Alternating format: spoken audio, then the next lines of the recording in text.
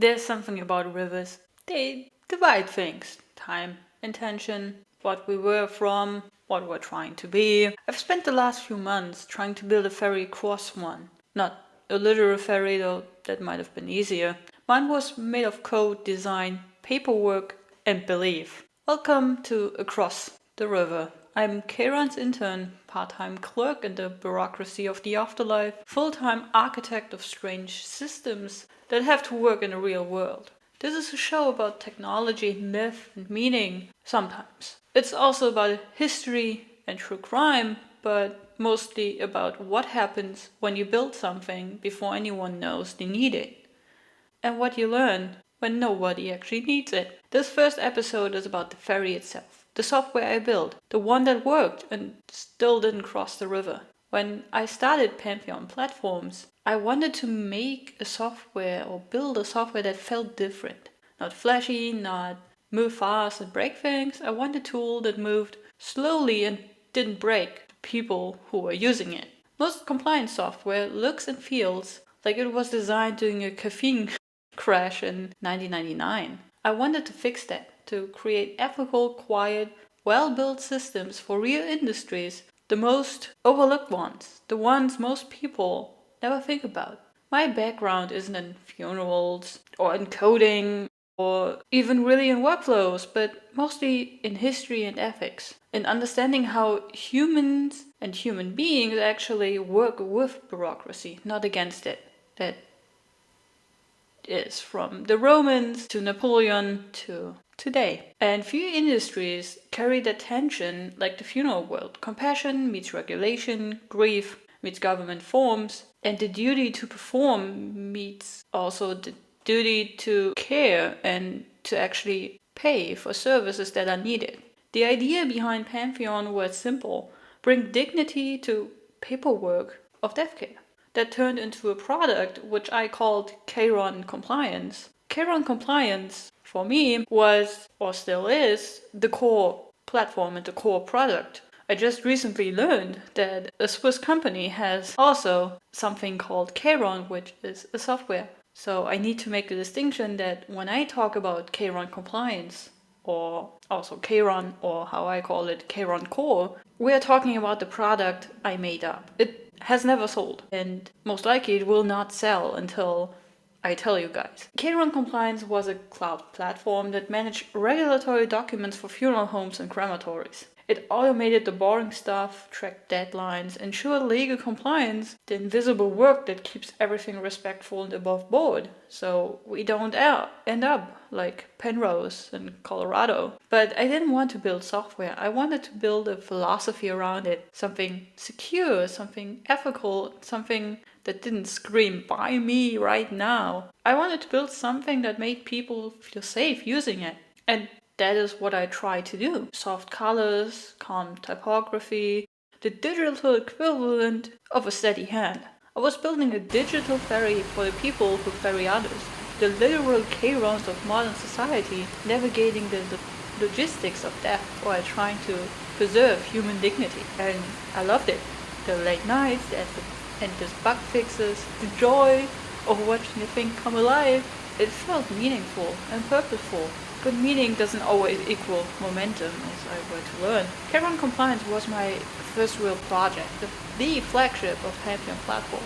It was also the project that taught me more about failure than any textbook ever could, or has been doing. And I'll say it again, it's important to say this very clearly. Charon Compliance is copyrighted software developed and owned by Pantheon Platforms, Incorporated. It's a proprietary system designed for compliance and workflow management. There's another company in Switzerland using the name Charon for something entirely different.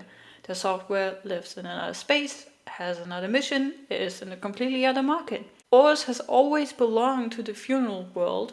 Basically, it's the same name, different river. I built the first version myself. A system of encryption, audit trails, automated document tracking, even early integration for medical certifications and official workflow within the United States. And it worked beautifully in theory and almost perfectly in testing, and nobody wanted to use it. Nothing. No users, no signups. A launch so quiet it could have been mistaken for a moment of silence. I remember the first time I opened the analytics dashboard after release. 0 visitors. The page was clean to clean, like a waiting room that had just been disinfected. The irony wasn't lost on me. It wasn't that the software was bad. It wasn't.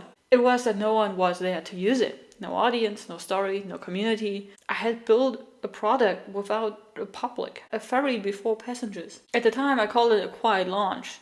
That's what founders say when something doesn't take off. It sounds intentional. But what it really was invisible. Because I hadn't made a very classic mistake. I didn't really made it speak. I believed that the quality of the thing would speak for itself, and it didn't. Software doesn't whisper. People do. And that silence really was the hardest part. You pour months into something, nights that turn into mornings, and when it's done, the river doesn't move.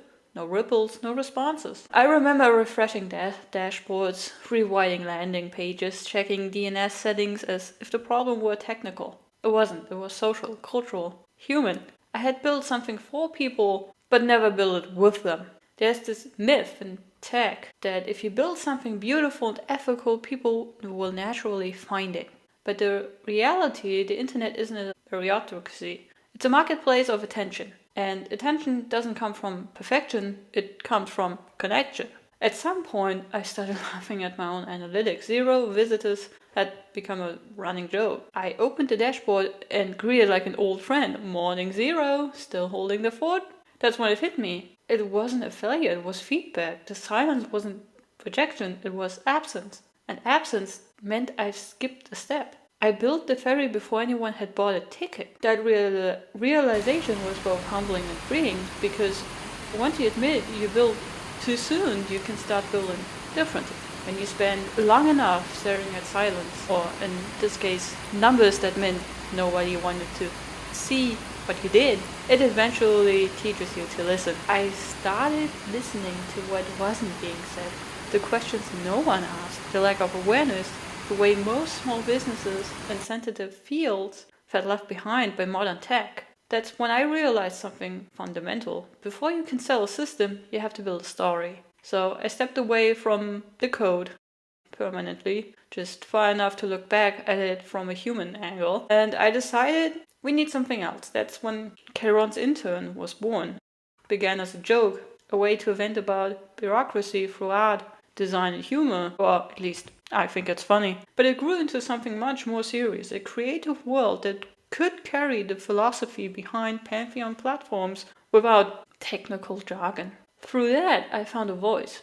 Mine, but filtered through myth. I could talk about ethics, technology, and the absurdity of modern systems while still being honest about failure. And the thing is, people liked that. Not because I was selling anything, but because I was saying something. That's the strange magic of storytelling. It builds what code just can't. Trust, curiosity, culture. I used to think of audience building as a marketing task. Something you did after the product was done. Now I see it more as world building. You don't just design for users. You invite travelers into your world, one at a time. Pantheon Platforms was just the architecture. Charon's Intern had become the mythology that made it meaningful.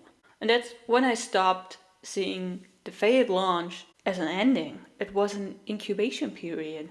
The quiet before second life. When something doesn't work out the first time, you have a choice. You can delete it or you can let it dry out and study the bones. The bones of Pantheon Platforms were still strong. Ethics, design, care. The idea that software doesn't have to shout to matter. So I kept them. I started rewriting the narrative from the ground up. Now, instead of hiding behind code, I tell the story plainly. Pantheon Platforms is a company dedicated to ethical software for regulated industries. And Charon's Intern is its creative counterpart.